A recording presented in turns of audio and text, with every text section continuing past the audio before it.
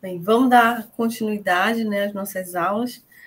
Na aula de hoje, nós vamos tratar da propagação de ondas sísmicas, a estrutura do interior da Terra e a aquisição sísmica, certo? Só recapitulando, na aula passada nós vimos, né, sobre as ondas sísmicas, a conceituação da geofísica, do que é geofísica, fizemos uma introdução dos métodos sísmicos. Hoje nós vamos adentrar mais na propagação das ondas, né, no interior da Terra, e como é feito o levantamento sísmico.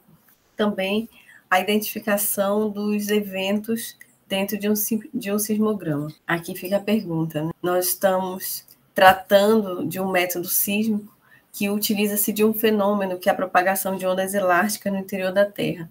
E a nossa visão geral que a gente precisa ter da geodinâmica é essa: a Terra se movimenta? E a resposta é que sim, a Terra se movimenta. Existe um movimento natural da Terra, né? E baseado nesse movimento, a gente consegue também gerar ondas mecânicas de modo artificial para fazer estudos da subsuperfície. E eu trouxe aqui, para a gente começar a nossa aula, essa imagem, esse resumo de geodinâmica que mostra como que é a dinâmica do nosso planeta, né? Aqui eu estou mostrando zonas onde as placas tectônicas estão se encontrando, lugares onde está havendo ascensão de magma e está se formando crosta e está havendo abertura oceânica, e locais onde, ao contrário, está havendo o consumo de placa tectônica, com a subdução da placa tectônica. Então, essas duas zonas, elas são fundamentais para a gente compreender essa geodinâmica da Terra. Eu gostaria de trazer a atenção aqui também para como que é feita a formação das bacias sedimentares, que são os locais onde o petróleo está armazenado, né?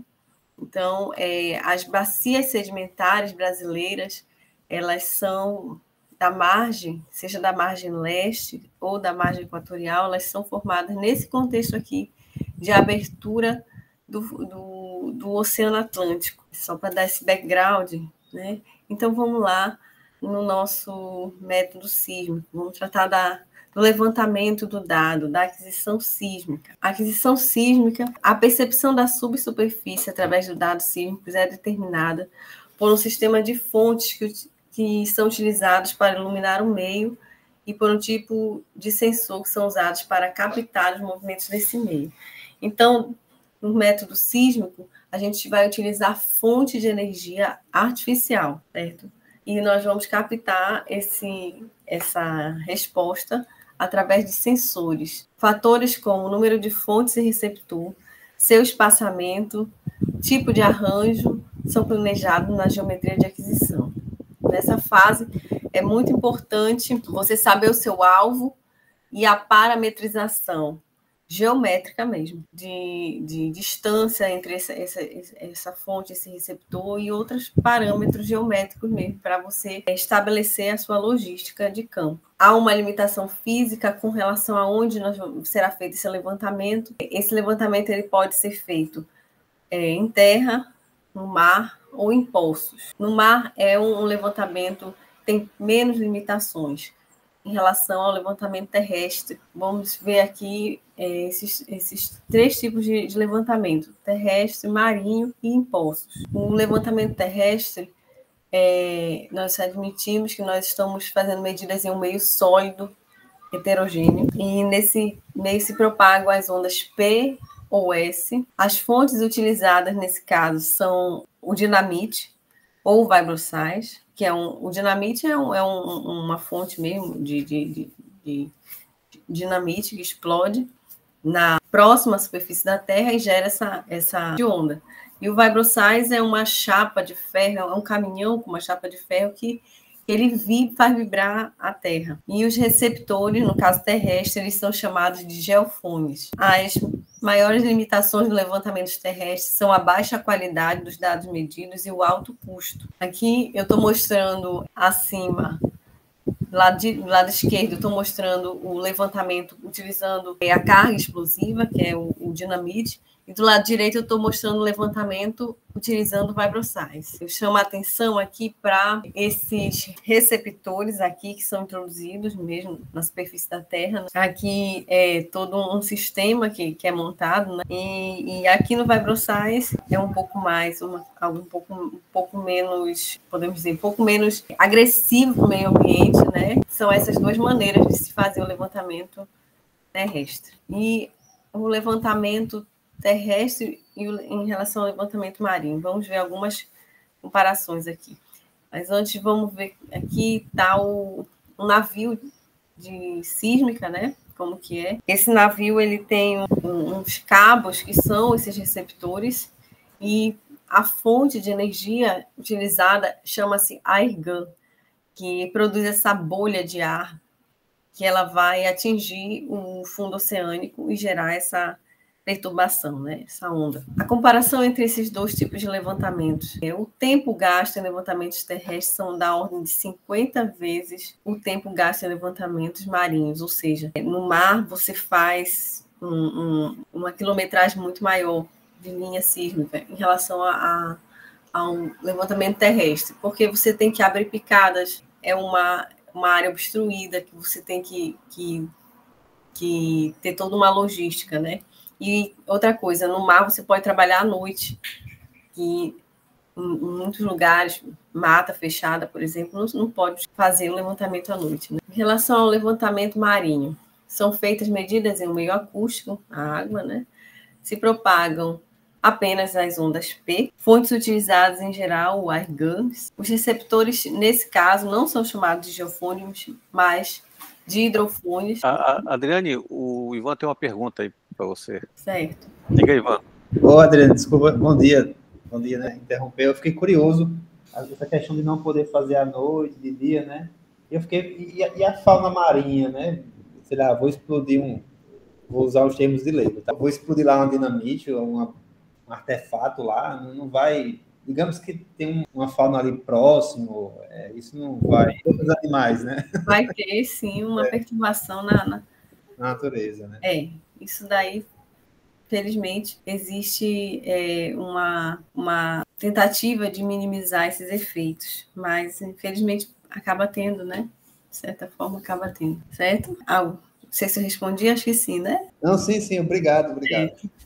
Só complementando aqui um pouquinho, não, no mar não é exatamente uma dinamite, Ivan, é esse equipamento que a Adriane falou, que é o airgun, que ele é uma bomba de pressão.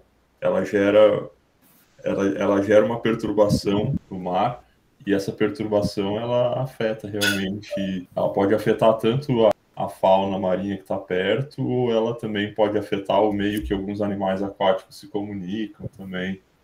E as tecnologias elas estão avançando no sentido de modernizar um pouco esse airgun e não ser tão intrusivo na natureza. Mas ainda assim realmente existe aí o impacto desse tipo de aquisição, assim. Isso mesmo. Ok. Podemos seguir? Vamos lá, né? Com relação a esses microfones, né, como o professor Tiago falou, eles geram esse campo de pressão, um pouco diferente da dinamite, né? Aqui é o que seria, né, um desenho esquemático do que seria um levantamento marinho. Veja que ele vai gerando na subsuperfície, no fundo oceânico, amostras, né? Pontos em subsuperfície vão sendo medidos, vai gerando uma maior amostragem nessa porção aqui. Nas bordas do levantamento, você vê que a quantidade de amostras são menores, ou seja, você tem uma qualidade melhor do seu dado na parte mais. Nas bordas, você perde um pouco a qualidade do seu dado na linha sísmica aqui. O levantamento terrestre aqui, vamos voltar aqui agora a nossa atenção um pouco para outro caso, não mais exatamente o terrestre e o marinho convencional, mas para poços, que é muito utilizado também a sísmica. Aqui, no caso, levantamento de cabo vertical, onde é feito perfurado, né, e introduzido esses cabos verticais. O caso, levantamento VSP, que é nas proximidades do... Certo. E outra situação também um pouco atípica, no levantamento marinho, é para zonas obstruídas. Aqui eu estou mostrando um exemplo aqui, por exemplo, onde tem plataforma de petróleo, por exemplo, onde você quer uma aquisição sísmica, né, fazer alguma sísmica, normalmente é uma sísmica mais detalhada, então você também pode usar um outro tipo de configuração, que é esse cabo, né, esse cabo que você vai colocar esses cabos no fundo oceânico mesmo, vai dispor essa configuração de hidrofones, né, dessa forma. E também, no caso marinho, você pode utilizar também o cabo vertical. Ok. Agora nós vamos atentar para os domínios de aquisição sísmica, que agora é essa configuração fonte-receptor. Vamos ver que existem várias maneiras de você organizar esses dados. A maneira comum de você fazer é essa, tiro comum. Quando você tem a sua fonte e os seus receptores e você registra. Essa é a maneira que é feita. Mas quando você traz esses dados para analisar, você pode manipular isso, né? Você pode pensar aqui, ó, a maneira tiro comum. Isso é o que é feito. Explode e registra nos receptores, né? Aí você tem uma trajetória do raio, assim, mas você pode pensar de outras maneiras. Você pode pensar, organizar esse dado em função de receptor comum. Você pode pensar ele em função de offset comum, ou seja, distância fonte-receptor comum, né? Todos esses aqui que tem a distância, essa distância, observe. Você pode agrupar eles todos, esses aqui. Então, você pode agrupar por distância fonte-receptor e ter essa configuração. E você pode agrupar por um ponto médio comum, ponto comum amostrado em subsuperfície. Essa é a maneira que nós utilizamos dentro do processamento sísmico, esse agrupamento em CMP, ponto médio comum.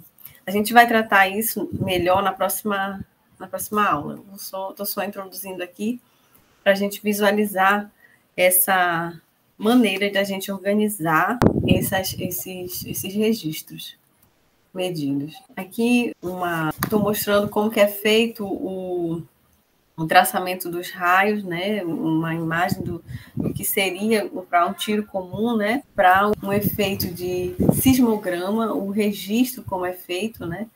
Para esse caso de um tiro comum, né?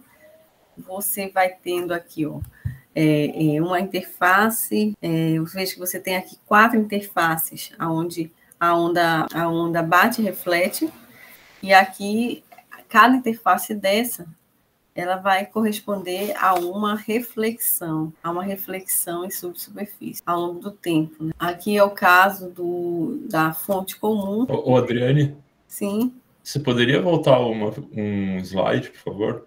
Eu acho que essa figurinha... Essa aqui? Essa figurinha vale a pena a gente gastar um tempinho para explicar o que ela é. Certo. Eu vou tratar melhor nos próximos slides dela. Ah, perfeito. Então, obrigado. Ok. Aqui é como que seria um caso de um tiro, né, com refletores posicionados para a esquerda e para a direita, né? E como que ficaria o sismograma nesse caso. Aqui seriam as reflexões das interfaces em subsuperfície. Aí agora nós vamos para a questão da propagação dessas ondas. Nós vimos como que é feito esse levantamento, essas aquisições, uma visão geral, e agora nós vamos olhar agora para baixo da Terra, para a subsuperfície, né? Depois que você explodiu aquela fonte, gerou aquela energia, agora vamos olhar o que é que vai ser gerado, né? Em termos de propagação de onda. Na interface entre duas camadas rochosas, existe normalmente uma variação da velocidade de propagação das ondas sísmicas, resultantes da diferença das propriedades físicas do material que compõe as duas camadas. Nessa interface, a energia da onda sísmica incidente é dividida em duas partes, uma parte transmitida e outra refletida. As amplitudes relativas das partes refletidas e transmitidas são descritas em termos de velocidade e densidade das duas camadas. Aí nós vamos agora nos ater no fenômeno físico em si. Como é que o meio vai reagir a essa perturbação, né? Então, quando você propaga essa onda, você vai ter essa onda se propagando em meios com diferentes velocidades, né, que essa onda vai se propagar. Esse meio ele vai ter as suas propriedades, a densidade.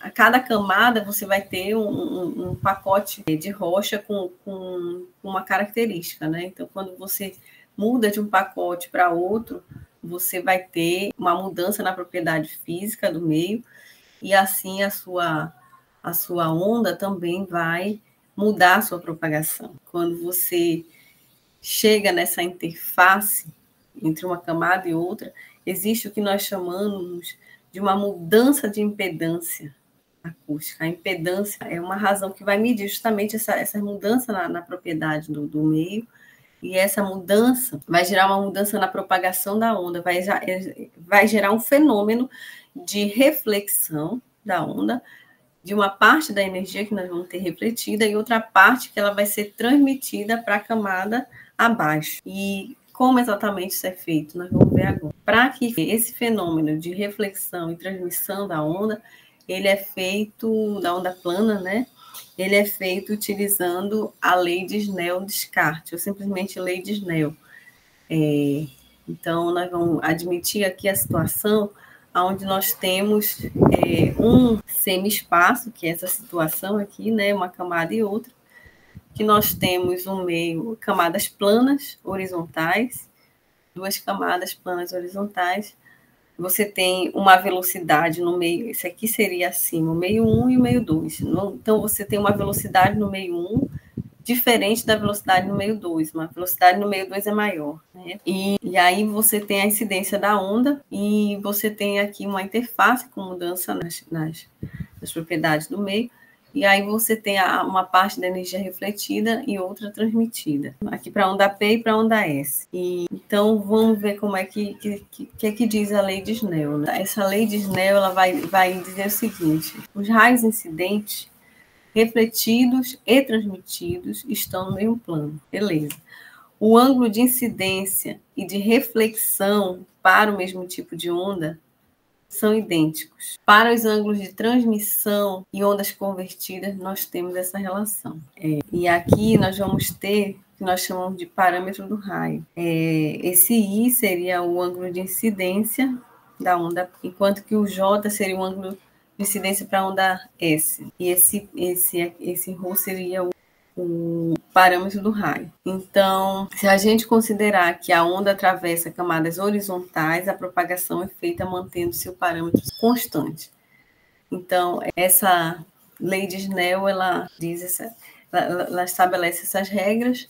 Quando a onda passa de um meio com menor velocidade para um meio de maior velocidade, existe um ângulo de incidência para o qual o ângulo de transmissão vale exatamente 90 graus. Isso daqui, eu chamo a atenção. Aí você diz assim, mas professor, se não for assim, se acontecer o contrário, a velocidade aqui do meio de cima for maior, né, e tal. Porque normalmente quando você está olhando para baixo da Terra, a tendência é a velocidade aumentar. Então, normalmente o meio de cima tem a velocidade menor em relação ao meio de baixo. Nessas condições, disse que a incidência é crítica. Então, se a frente onda incidir nessa interface do meio... Adriane, uma pergunta. Quanto mais compacto o meio, ou seja, maior velocidade de propagação da onda, não é isso? Quando uma rocha descer para a velocidade vai ser maior que na água, é assim? Não. A velocidade é assim, depende do tipo de rocha, né? A rocha depende do tipo de rocha. Normalmente as rochas, existe um contraste de densidade grande entre as rochas sedimentares e as rochas que formam o embasamento de uma bacia sedimentar, por exemplo. Existe um contraste de densidade entre um domo de sal e um pacote de rocha comum, rocha sedimentar, entende? Não necessariamente é assim, depende da rocha. Ok, obrigado. Mas em relação a essa questão da velocidade, ela também não necessariamente a velocidade aumenta com a profundidade. Isso também depende da rocha. Mas se você for ver o modelo de velocidade no seu geral, ele aumenta com a profundidade, certo? Então, vamos lá. E com relação a essa incidência da onda na interface, essa incidência, você imagina que a onda vai se propagando aqui e vai gerando a reflexão e a transmissão, mas se essa onda ela se propagar com um ângulo de exatamente 90 graus em relação ao ângulo de incidência, ela vai acontecer que não vai mais ser transmitido já. Não vai haver transmissão, vai haver um ângulo crítico de incidência e vai haver o que nós chamamos de refração, que essa onda ela vai se propagar aqui nessa interface. E esse evento de refração nós vamos também ver que temos a reflexão e vamos ter a refração. Por simplicidade, iremos discutir o princípio de propagação de ondas numa Terra plana, considerando-se apenas um tipo de onda, sem conversão, onde se propaga no interior de uma camada homogênea, caracterizada por uma velocidade V1 sobre um semi-espaço de velocidade V2. Uma característica da onda sísmica é que quando ela incide em uma interface, ela sofre um efeito de conversão. Então, essa perda de energia também, que quando ela incide numa interface, ela vai ter essa conversão. E isso é muito usado dentro da sismologia, né? Se você pegar aqueles traçados de raio na Terra, né? Você vê muito utilizando a onda P, PP, PPP. Então, essas conversões, ou onda PS, né? Ela acontece quando a onda ela incide em uma interface. Mas dentro métodos simples, a gente não usa essas conversões, esse tipo de conversão, a gente só usa um único tipo de onda, só onda P. A gente admite que a onda P, somente a onda P ao longo de toda a propagação. A gente considera as camadas homogêneas, né, e um semi-espaço, certo? Então, nós vamos discutir aqui os 3 tipos principais de onda que vão acontecer, que é a onda direta, a onda refletida e a onda refratada criticamente, certo? A propagação efetua-se sempre na direção positiva do eixo x e y, sendo a distância entre fonte e receptor identificada pelo símbolo x. Né? A curva tempo-distância, então, será descrita por uma função do tempo, que será mostrada para cada caso, né? Onda direta, onda refletida e onda refratada. A onda direta, essa onda aqui, ela você imagina aqui a fonte, né, de energia, normalmente é assim, você coloca uma certa profundidade. Por que isso? Porque se você colocar a fonte na superfície, quando for detonada aqui a explosão, a parte da energia já vai ser dispersada. Né? Então, se você coloca aqui, a energia se concentra mais. E aqui você tem a onda direta, essa onda que sai, ela não vai para cima, né? E é logo registrada nos sensores. Então, o percurso da onda direta é dado por distância, velocidade é igual a distância sobre tempo, né? Então, a gente faz aqui essa continha aqui, usa Pitágoras, né? Teorema de Pitágoras, e obtém essa equação aqui. Para o caso da onda refletida, a onda refletida, essa energia ela vai chegar na interface, essa que está mostrada aqui em azul, a onda refletida. Ela vai chegar na interface e vai voltar para a superfície para ser registrada pelos sensores. Então, o percurso da onda refletida é dado por, né, aí faz a continha aqui, é da mesma forma. Você usa a equação simples, velocidade igual a distância sobre tempo, utiliza o teorema de Pitágoras e vai obter aqui esse tempo de percurso dessa onda refletida. A onda refratada criticamente. Então, quando ela atinge exatamente 90 graus, ela vai gerar uma incidência crítica, e a onda ela vai se propagar na interface entre um meio e outro, e essa onda vai retornar, né, para o sensor após se propagar nessa interface. E isso é o que nós chamamos de onda refratada criticamente. Também é feito, né, o cálculo desse tempo de trânsito da onda refratada. Então, quando você coloca essa função do tempo de trânsito em função dessa distância, você vai ter aqui o gráfico da sua onda direta, da sua onda refletida, que é a onda hipérbole, e da sua onda refratada. E essas curvas tempo-distância, elas são chamadas síncronas, certo? E agora, você virando de cabeça para baixo aqui, você mudando aqui o sentido, né? A gente está considerando o tempo para cima, vamos considerar para baixo, porque a gente está considerando ao longo do tempo que, né? Vamos imaginar aqui se propagando, e aí nós vamos ter essa configuração aqui das principais propagação de ondas principais, que são a onda direta, a onda refratada e a onda refletida, né? Aquilo lá que o professor Tiago pediu para explorar mais no sismograma é isso aqui, esses três principais curvas tempo-distância, que são a onda direta, essa onda que vai direta aqui, né? A onda refletida e a onda refratada. Isso aqui é o que a gente vê no sismograma de campo, considerando essa análise simplificada aqui, de duas camadas em um semi-espaço, né, com uma velocidade de 1 meio 1 e de 1 meio 2, sendo a velocidade de 1 meio 2 maior. Certo? Aí nós vamos trabalhar dentro com essas três ondas, essas três propagações de ondas inicialmente. Devemos salientar nessas ocasiões que o estudo efetuado para a propagação de ondas numa camada plana não considerou outros tipos de ondas que podem se observar nesta situação. Isso.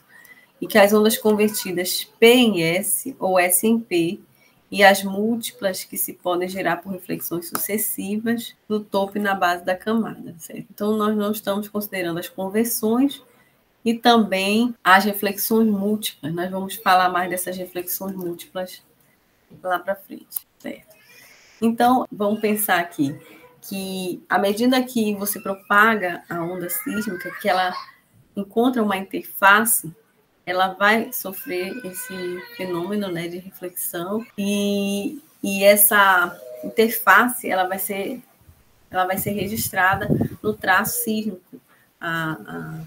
Vai haver um evento de reflexão e ondas geradas por tremores de terra muito significativos, eles atravessam realmente o planeta, o globo todo.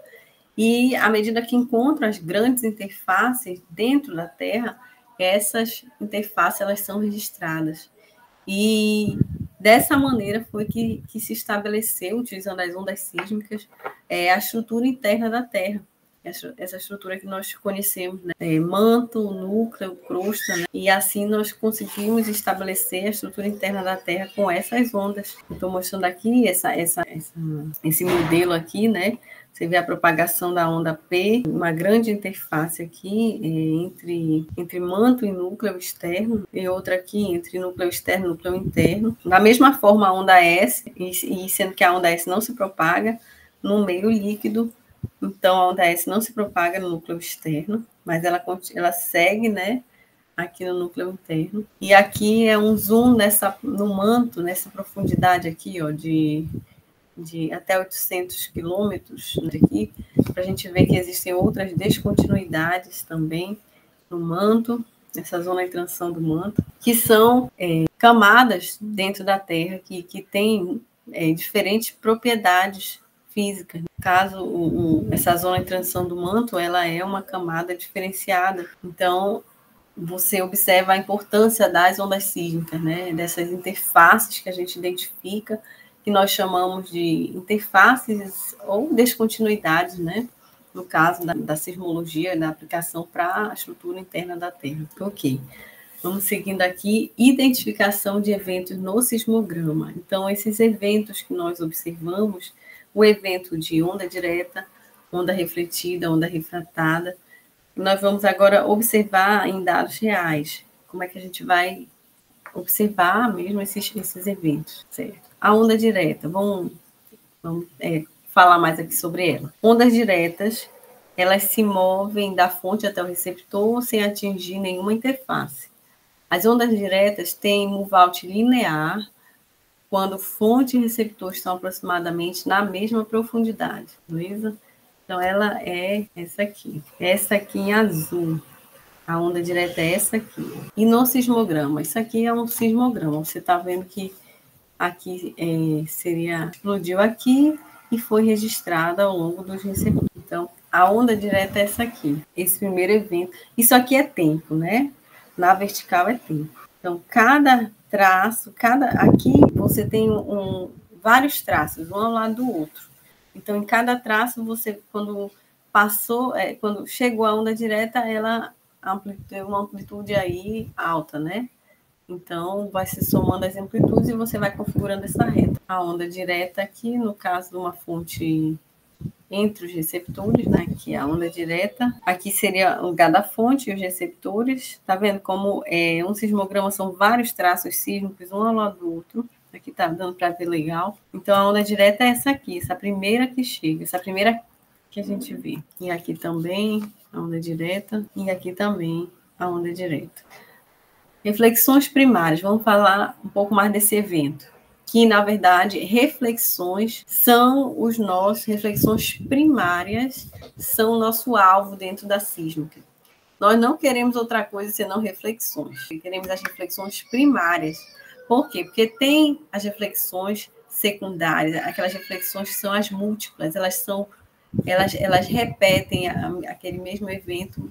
Nós vamos ver adiante mais sobre isso, mas a minha atenção agora é mostrar essas reflexões primárias como sendo o nosso alvo. E essas reflexões elas são geradas pelo espalhamento da energia de ondas diretas, quando estas atingem uma interface que separa dois meios.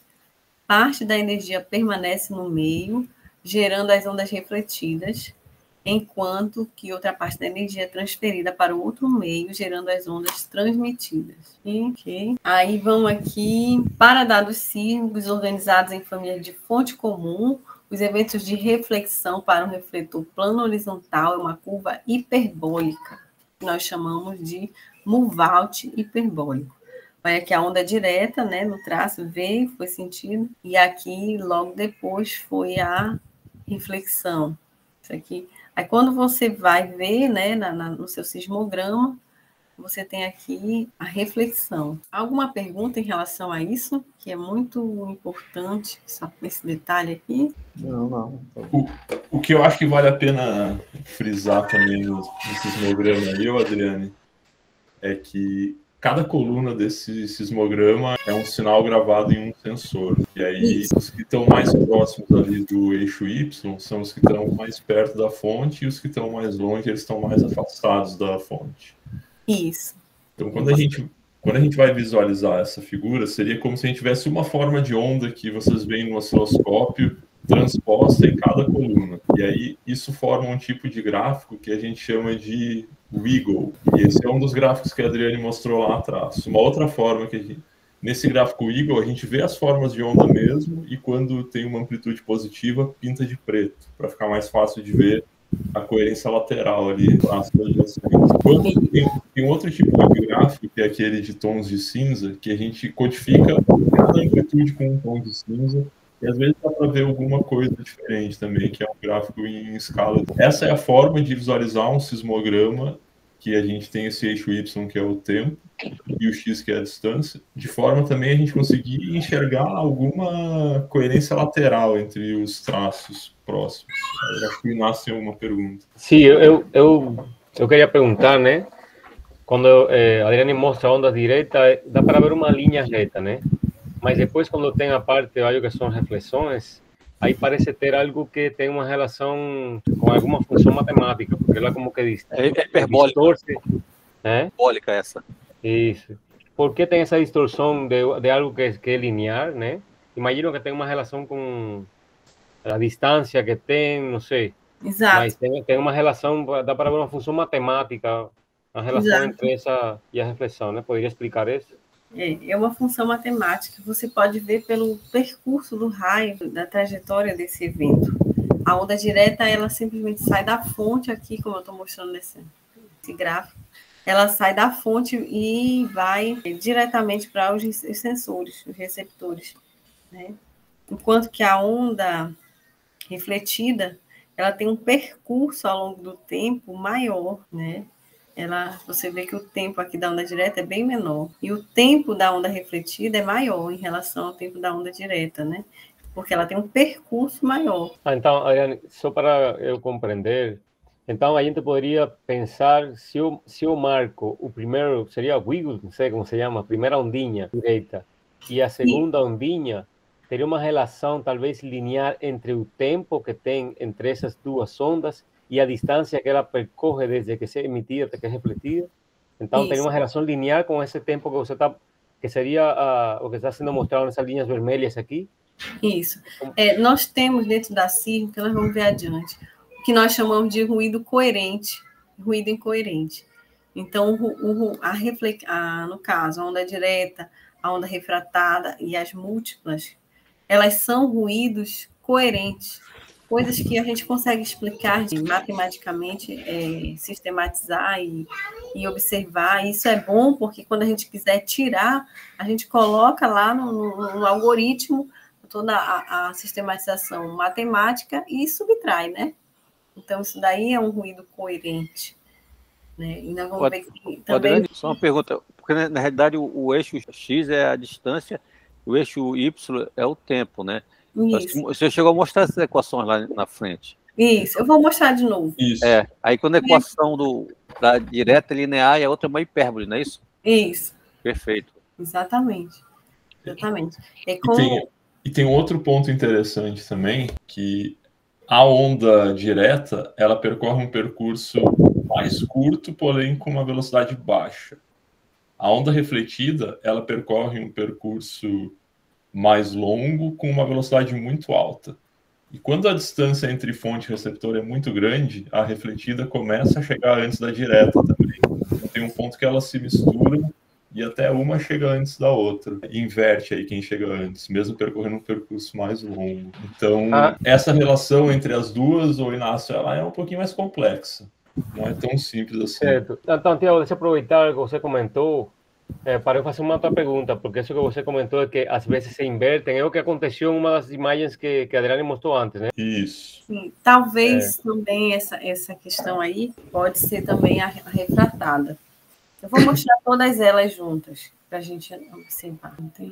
Esse tempo de trânsito, né, da onda refletida é uma hipérbole, como a gente vê na equação matemática, que esse cálculo, né, eu estou mostrando de novo isso aqui, né, como é feito para a reflexão primária. Né? Então, essa aqui é a equação tempo de trânsito para a reflexão primária. Olha só, como que a gente observa as reflexões primárias no sismograma. A onda direta, né? Onda direta e as reflexões. Adriane, lá nos segue Y deve dizer se é tipo A, B, ou se a fonte está no meio, o arranjo, né? Ele fala isso, né? Não.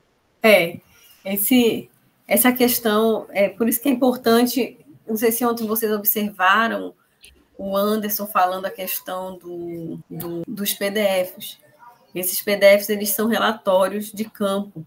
Eles descrevem exatamente a configuração que está, fonte, receptor, distância e esses detalhes. No SegY, os dados mais modernos, eles já vêm com essa geometria. Mas é muito comum você precisar colocar essa geometria dentro do dado, mas isso daí é feito em uma etapa de pré-processamento normalmente. Adriano, uma pergunta. Essas geometrias são feitas pelos profissionais de forma manual, né? Necessário. Em geral, de forma assim bem, né? Uma escala mais grosseira, né? Isso leva muito tempo. A pessoa gasta muitas horas do dia para fazer essa rotulagem, vou chamar assim. Essa geometria, ela chama de carregar no dado, né? Isso é feito dentro da equipe de processamento, né? Normalmente tem a pessoa que faz isso, né? Mas quando fazendo todas as etapas sozinha, é você que deve fazer, né? E eu particularmente já processei dados sísmicos. Eu, particularmente, acho essa uma das etapas mais delicadas e mais complexas. Apesar de que é uma etapa inicial, né? Às vezes feita até por técnicos, não geofísicos. Entendi. É interessante. Vamos lá. Ainda tratando desses eventos de reflexão, quanto à forma hiperbólica, para aqueles arranjos onde a fonte está no centro, né? Os eventos de reflexão apresentam curva hiperbólica simétrica para refletores planos horizontais. Aqui é o caso. Se os refletores apresentam inclinação, a hipérbole das reflexões deixa de ser simétrica nessa situação aqui.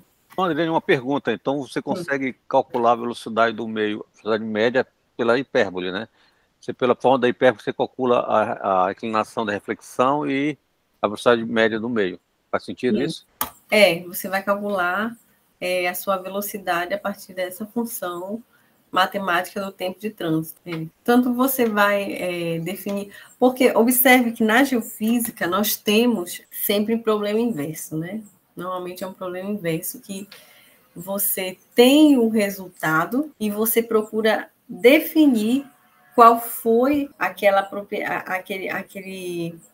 propriedade física que gerou aquela resposta, entendeu? Você já tem o que seria uma curva tempo-distância de uma trajetória, de uma propagação, aí você quer saber com que velocidade se propagou, né? Então, dentro da geofísica, a gente tem essa questão, problema inverso, ou seja, é o observado. Né? Mas dá para fazer, baseado nisso que o professor Afonso falou, existe a assíntota, realmente, a tangente realmente é a velocidade. E aí o que se tenta fazer, Afonso, é chutar várias curvas e medir a coerência no dado de cada uma dessas curvas. Tentar fitar o dado dentro de uma janelinha construída com essa velocidade. Aí você mede a coerência, quando a coerência dá alta, você diz que descobriu essa velocidade média. É uma das etapas do processamento, que eu acho que a Adriane deve explicar ali nas próximas aulas. Excelente, excelente. A análise de velocidade é o coração do processamento sísmico.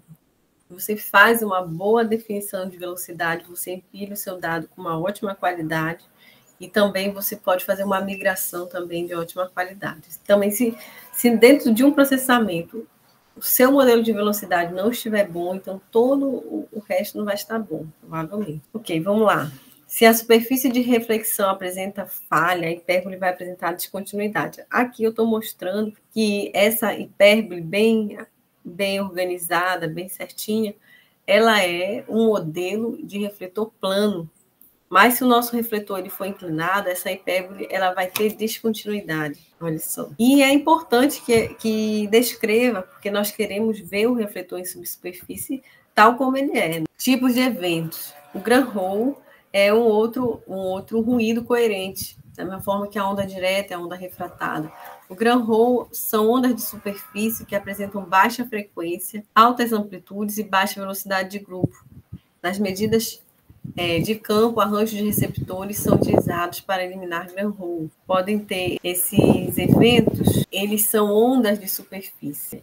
São esses eventos aqui. E você vê que ele se mistura com as reflexões aqui, ó, e vão tirando o sinal, a gente vai confundindo com o sinal, né? Então, é importante a gente definir eles e depois tentar atenuar esses eventos aí. A onda refratada, nós já vimos, né? E é essa aqui do ângulo crítico de incidência. E essa onda refratada é isso aqui que eu queria mostrar aqui. E às vezes pode se confundir, né? A onda refratada é isso aqui, tá vendo? Então, a gente tem aqui esses principais eventos, né? Onda direta, onda refletida e onda refratada. Onda direta, onda refletida e onda refratada. A onda direta, ela se propaga linearmente entre fonte e receptor. A onda refletida, ela tem um MUVALT, né, um normal MUVALT, tem um MUVALT, uma curva hiperbólica, e a onda refratada, ela tem essa trajetória linear também. Ondas guiadas é outro tipo de ruído coerente. Apresentam principalmente registros marinhos rasos em áreas cujo fundo do mar apresenta grande velocidade. O alto contraste entre camadas de água e o substrato faz com que as ondas fiquem confinadas na região do substrato. Essas ondas são facilmente identificadas em registros de tiro comum, devido à grande velocidade das ondas guiadas, apresentam um MUVALT linear e são registradas antes dos eventos da onda direta. São também encontradas em aquisições terrestres. Essas ondas são atenuadas através da técnica CMP, aqui. Essas ondas aqui, esses riscos aqui, né, que também causam dano ao sinal, ou seja, a gente vê a reflexão. Ondas guiadas, ondas refratadas e ondas diretas. Observe que esses três eventos coerentes, ondas guiadas, ondas refratadas e ondas diretas, a gente observa aqui no sismograma, ó, onda direta aqui em azul, onda refratada aqui em vermelho, e ondas guiadas nesse azul mais escuro. Você vê que esses eventos, e tá dele o Granholm aqui, que nessa sessão não está mostrando, mas que a gente tratou também. Mas o Granholm, imagina, são vários eventos que eles estão dificultando a gente de observar o nosso sinal, que são as reflexões. Porque o que a gente está querendo? A gente está querendo observar as camadas em subsuperfície da Terra. A gente quer ver a geologia, né? A gente quer ver como é que está a questão estrutural, estratigráfica, dentro da nossa bacia sedimentar, normalmente.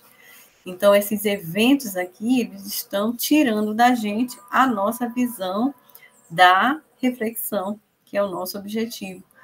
E a gente precisa encontrar uma maneira para retirá-los, né? Então, você vê que é importante você identificar a trajetória desses eventos, formular eles matematicamente, né, para a gente subtrair eles do dado, o traço sísmico. E outro detalhe que eu chamo a atenção, nós vamos fazer uma subtração no processamento sísmico desses eventos, mas não é uma coisa exata, uma coisa que vai realmente retirar, é uma atenuação.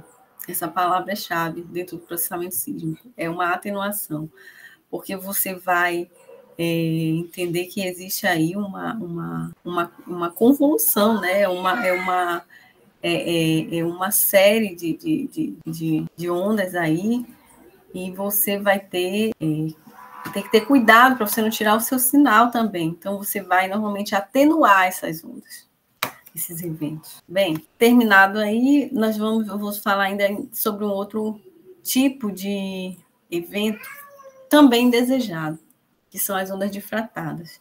Só que essas ondas difratadas, elas são um pouco mais tratadas dentro do imaginamento sísmico, elas são tratadas já de uma maneira um pouco mais sofisticada, elas são atenuadas dentro de um processo do processamento sísmico chamado migração. E é um processo muito sofisticado, muito interessante, que para tirar esse evento indesejável, né, e também para um posicionamento dos refletores, posicionamento correto dos refletores. Então, essa é uma etapa que nós vamos chamar de migração, quando nós vamos retirar esses eventos, essas ondas difratadas. Então, o que é essas ondas difratadas? As ondas difratadas, elas são resultantes da energia refletida sobre um ponto difrator. Esse ponto, ele pode ser uma falha que gera como se fosse uma fonte, uma outra frente de onda, entendeu? Pode ser o que mais uma falha, deixa eu me lembrar aqui. Pode ser uma falha ou só da falha. Para não errar, eu vou deixar só isso. Mas existem outras feições em subsuperfície que geram esses eventos de difração, e nós queremos removê-los. A difração, ela já essa também hipérboles. Essas hipérboles, quando a gente vê no sismograma, essas hipérboles, elas parecem sorrisos, né? Que a gente vai ver adiante. Então, essa difração, ela é certo. Aqui é a difração. Agora eu vou tratar com vocês ainda de um por último, né, de mais um evento que também é um ruído indesejável, mas é um ruído coerente também, assim como a difração são as múltiplas. As múltiplas, elas são reflexões, reverberações, na verdade, reverberações da onda, né?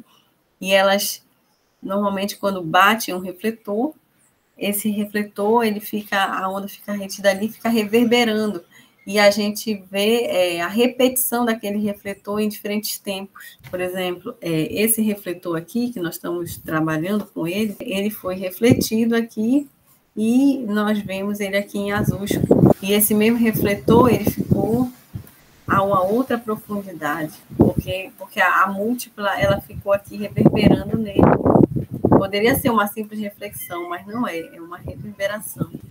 Reflexões múltiplas de superfície livre são reflexões secundárias, né? Elas apresentam energia menor comparada com a reflexão e repete-se periodicamente. Existem várias técnicas de supressão de múltiplas. Observe aqui essa múltipla, né? Então, quando você tem essas múltiplas, você tem que aplicar algumas técnicas para poder remover. Ou então, o intérprete do dado sísmico, ele normalmente já tem uma boa noção do que seja uma múltipla, então ele já vai desconsiderar isso dentro da interpretação dele. Ele não vai dizer que isso aqui é um refletor, que isso aqui é uma camada, ele já vai entendendo que esse aqui é uma múltipla de um determinado refletor acima. Tá vendo? Ela vai se repetindo. Esse refletor, ela vai reverberando ao longo do tempo. Ruído de cabo, os levantamentos marinhos relacionados à vibração do cabo flutuador. Aqui, ó, esse outro ruído. Ruído difuso, sinal retropropagado devido à heterogeneidade da superfície. Aqui, ruído difuso. Bem, então, no nosso registro sísmico, nós vamos ter reflexões primárias, que é o nosso objetivo dentro do processamento sísmico. A gente quer reflexões primárias, a gente quer deixar o dado com o mínimo possível de imperfeições dentro dessas reflexões. Quanto melhor a gente conseguir ver essas reflexões, melhor a gente consegue ver a imagem no final da subsuperfície. Mas que a gente sabe que existe uma série de ruídos coerentes, que são aqueles que a gente consegue observar como um evento, né? Que são a onda direta, a onda refratada, a onda difratada, a múltipla, que é uma reflexão secundária, e esses ruídos coerentes a gente também não quer, então a gente vai retirando ao longo do processamento sísmico.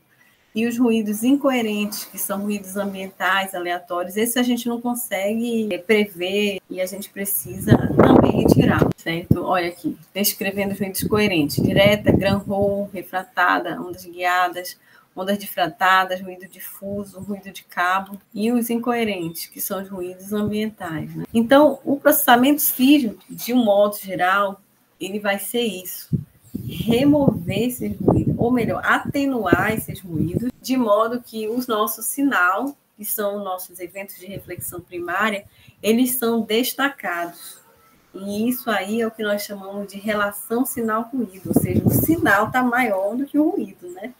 Então, quanto maior essa relação sinal-ruído, melhor está a sua linha sísmica, o seu dado sísmico está melhor processado, está mais condizente com as informações geológicas em subsuperfície. Então, vamos agora ver se a gente entendeu direitinho. Um dado com uma boa relação sinal-ruído, aqui a gente vê as reflexões, e um dado com uma baixa relação sinal-ruído. Então, aqui a gente vê vários ruídos. Então, é isso aí. Essa daqui ficou sendo a nossa conclusão dessa aula, né? Nós queremos pegar esses dados e melhorar a relação sinal-ruído. Na próxima aula, nós vamos tratar como que a gente faz isso. Vamos tratar propriamente do processamento sísmico. Vamos ver na próxima aula. Essa fase inicial do pré-processamento, onde a gente faz correção de divergência esférica, a deconvolução, onde a gente faz também análise de velocidade, o empilhamento, certo? Então, na próxima aula, nós vamos ver isso. Na aula seguinte, nós já vamos tratar desse processo aí da migração e ter uma visão geral da interpretação sísmica, ok? E então, nessa aula que a gente conclui agora, nós vimos essa questão da propagação das ondas sísmicas e dos principais eventos, e também como é feita a aquisição sísmica desses dados. Referências, ok. Bom, muito excelente aula, muito obrigado, Adriane, excelente, né? Muito bom. Perguntas aí, pessoal? Tiago Lopes, vai lá, Tiago. Opa, liguei o microfone aqui. Bom dia, gente. Eu assisti, né, preferi assistir a apresentação da Adriane, porque eu fui anotando algumas questões e no meio da apresentação eu fui tirando as dúvidas que eu estava gerando, né, foram geradas, foram discutidas e aí respondidas. Mas ainda ficaram algumas, e aí uma das dúvidas que eu tive é quando a gente estava discutindo sobre a captação de dados, né, o levantamento de dados no mar, se eu não me engano, e aí uma das imagens mostrava um início, né, uma representação de como seria o envio do sinal e a reflexão. E aí foi dito que, aí sobre essa imagem, que a gente pode voltar no slide para ficar mais claro, sobre uma perda de detalhes nas bordas do levantamento, algo do tipo. E aí eu não consegui compreender perfeitamente o que seria essa perda de detalhes nas bordas. Uma outra dúvida que ficou era como o sismograma pode me indicar a presença de petróleo, né? Porque eu estava em dúvida, a gente está estudando o sismograma, o que ele significa, mas como ele poderia me auxiliar, eu, que estou procurando petróleo, a identificar que aquele local tem petróleo, né? Aí a professora Adriane ela chegou a falar que seria sismograma, ajudaria a gente a ver como é que estava a estrutura sedimentar. E aí eu acredito que, para mim, a fixação da importância do sismograma para a identificação do local seja muito importante, porque um dos requisitos, eu acredito que para o nosso trabalho final, seja conseguir auxiliar o pesquisador da Petrobras lá, como é que ele vai conseguir, através do assistente cognitivo, ter essa resposta mais eficiente. Eu acho que das dúvidas que eu fui anotando, essas foram as que... por último, também a senhora chegou a mostrar diferentes tipos de estratégia para o levantamento dos dados. E aí, eu acredito que todos vão ter uma curva semelhante, porém, a captação dos dados dos sensores vão ter tempos diferentes de acordo com a estratégia utilizada. Eu queria saber se essa estratégia, essas diferentes estratégias têm um motivo específico para ser feita, né, para ser implementada, porque de acordo com os dados que a gente recebeu lá da Petrobras, pode ser que a estratégia adotada por eles em algum momento possa indicar algo para a gente dentro da pesquisa. Sim, vamos lá. Essa primeira pergunta com relação a, né, vamos lá, vou botar isso aqui que você está vendo, você imagina que a gente quer imaginar esse aqui seja uma nossa área que a gente quer imaginar.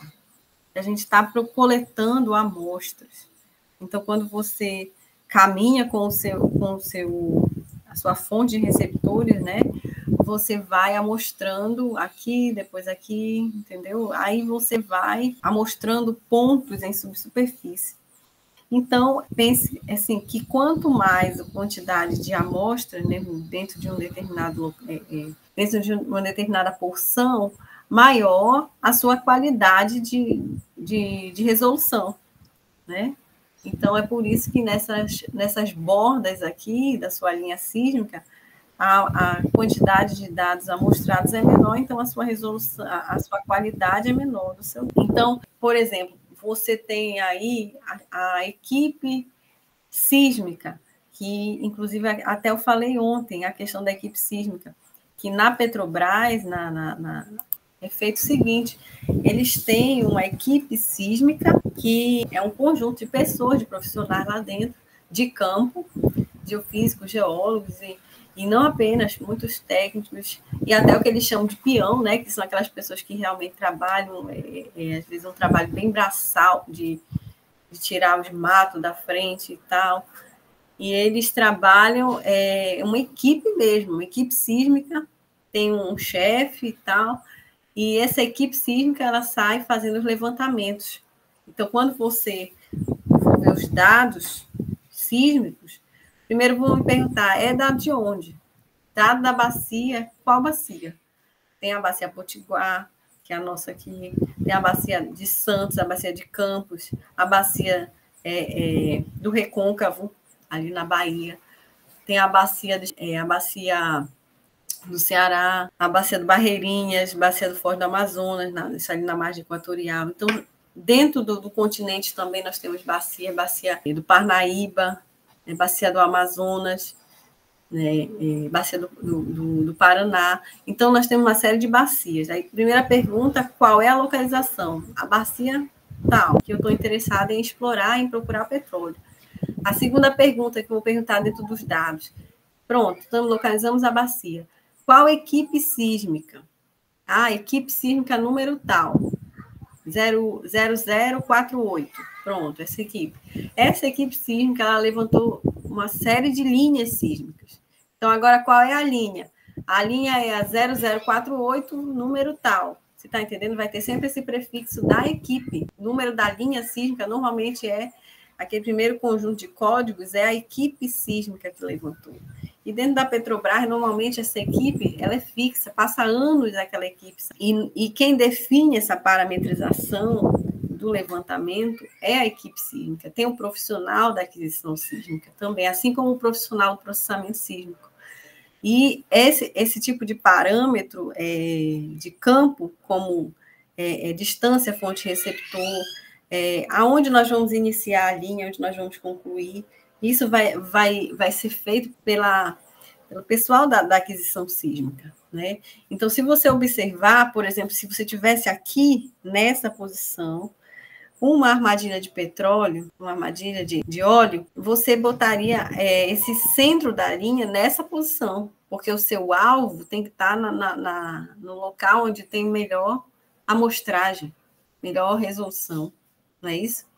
Então, se você tem um estudo a priori, né, e vê que em determinada região ali pode ter uma armadilha de óleo, ou algum indício que você não sabe ainda nada daquela região, mas você posiciona esse centro da linha, essa posição já, aonde você tem maior interesse. E essa parametrização é feita pela pessoal da aquisição. Aí, a sua segunda pergunta foi em relação a como que o sismograma realmente vai ajudar a identificar as armadilhas de petróleo.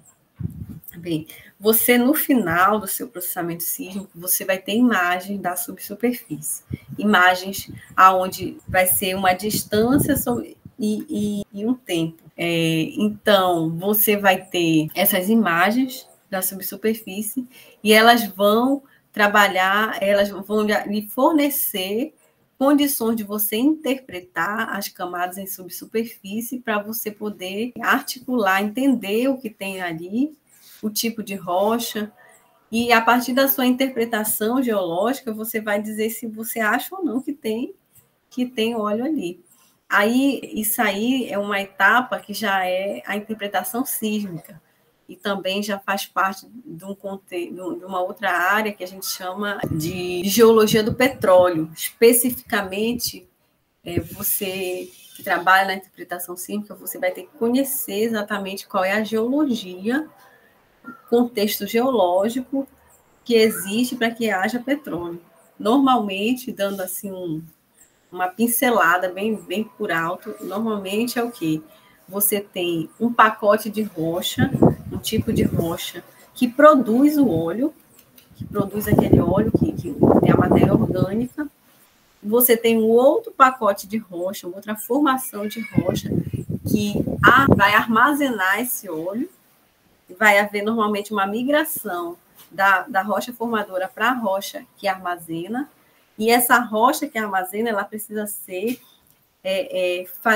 como se fosse uma armadilha. Então, ela vai precisar de uma outra rocha, que chama rocha selante, um selo que vai fazer esse petróleo ficar retido ali. Então, essa configuração, rocha formadora, rocha armazenadora, e rocha selante, e ainda a configuração tectônica para esse petróleo migrando e ser retido, isso daí na geologia do petróleo que a gente vai ver. Então, normalmente, o intérprete, ele sabe as feições que tem esse tipo de situação.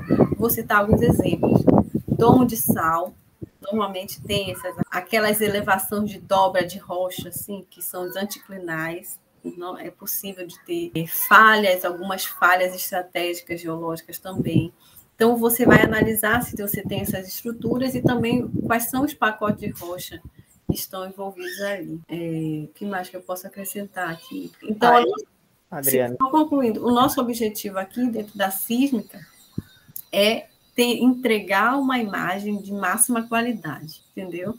Porque essa etapa de identificar é com a interpretação sísmica. É uma equipe de intérpretes. Ok. O Thiago Barros, você levantou a mão aí, Thiago, para completar alguma coisa?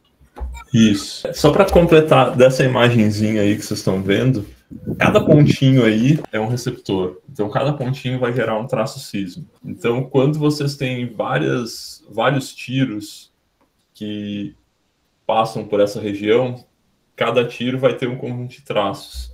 E aí existe uma redundância de alguns tiros que geram traços na mesma posição, que é onde está essa figurinha aí com vários pontinhos. Essa redundância, quando a gente tem muitos traços na mesma posição, a gente costuma chamar de cobertura.